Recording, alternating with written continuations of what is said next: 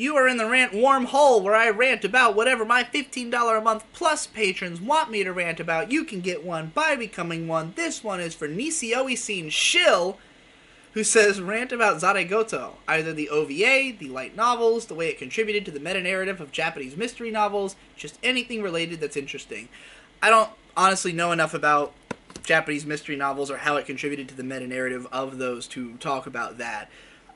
It definitely put Nisioisin on the map and is very much in the vein of, like, what I call the Faust-style light novels, these ones that are sort of about playing with the medium, about being sort of postmodern and cheeky, but also otaku-oriented, you know, like, stuff that is for otaku, by otaku, but not in a chintzy way. You know, it's by people who are really, like, looking at the whole of the medium and trying to find something original to do in that space. So, which is something I respect about Nisioisin and all the other authors in Faust, and that's sort of my upbringing as a light novel reader and mid-teens anime fan. So, you know, I read Zaregoto back when it first was released by Del Rey in the US in, like, 2007, and I remember, like, at first really enjoying it, because the main character is very relatable, as tend to be the main characters of Nisioisin stories. It's always a guy who's really intelligent, but not a genius, not world class, and, like, sort of has this obsession with genius, this obsession with, like, you know, the fact that they have come up short of something, and therefore is there even any value in what they do have? You know, this odd feeling of displacement between the exalted, specific fame, you know, genius, and just being a regular person, which, in, you know, feeling like a regular person in comparison to that genius. And, like, you know, I like the main character. There's some cute girls. There's some fun conversations at first. But as it goes along, it becomes deliberately a clusterfuck. Like, the book is called Zaregoto. It means nonsense.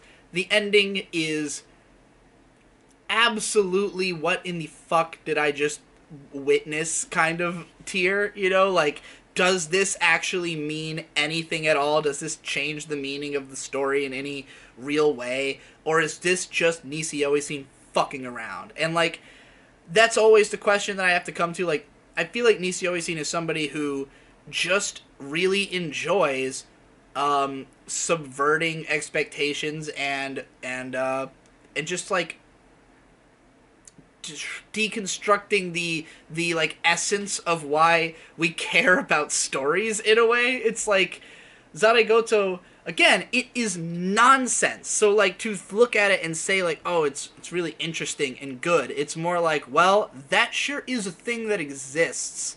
I haven't read it in a long time, so this could be a dated take. I watched the first episode of the OVA and I did not really enjoy it that much. I didn't like the visual presentation that they went for, because as much as I ordinarily love Shaft's, like, ludicrously ostentatious, like, homes that the characters lives in, or like in the Monogatari series, like, everything's, like, unrealistically designed, but it's not so much that it loses grip on reality entirely. And, like, the way they portray the mansion and, like, the setting in Zaregoto anime is like it's like it's in a fucking alien mind universe, you know? Like, it feels like it's this kind of virtual world. It doesn't seem like a real place. And, like, maybe just because I read the novel, like, 10 years ago and internalized my own vision of what it would look like, seeing the anime be, like, so out there and so different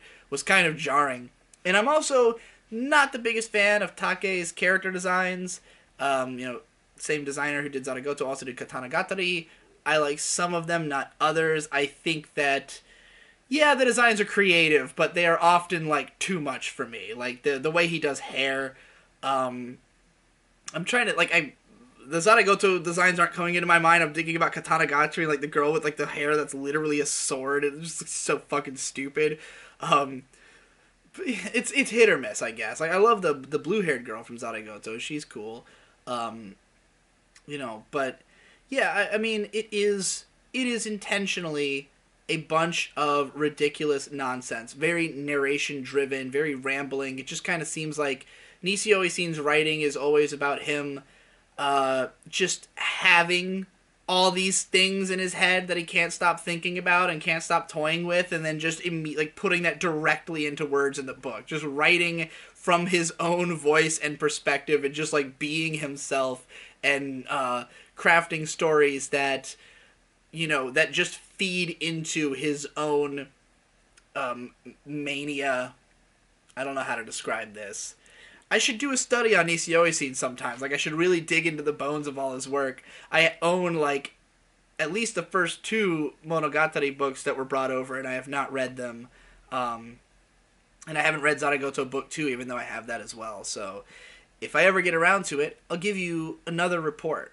But that's my thoughts as of currently.